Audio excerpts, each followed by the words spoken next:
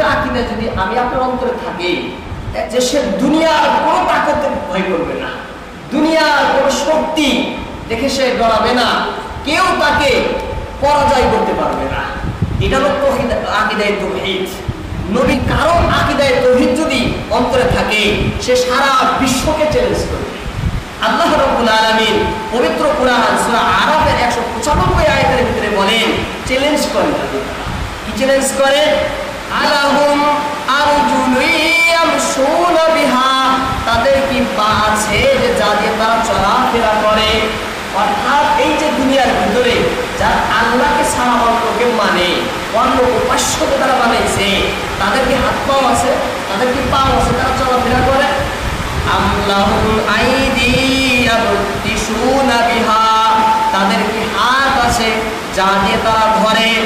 আমলাহুম আয়ুনুন ইউবসিরুনা বিহা, তাদের কি চোখ আছে যা দিয়ে তারা দেখে?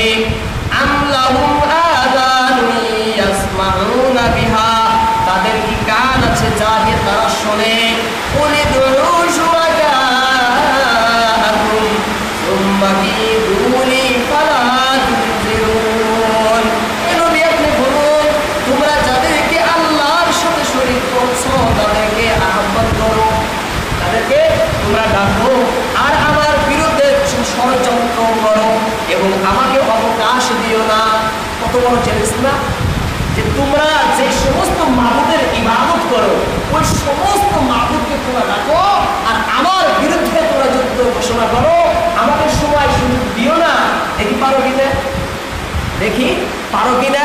এই বল, এই হিম্মত তখন সারা বিশ্বকে দিয়েছে। আজ পর্যন্ত কোনো তাকত, কোনো ক্ষমতা, কোনো সরকার, কোনো সাম্রাজ্য তার বিরুদ্ধে লাগেনি।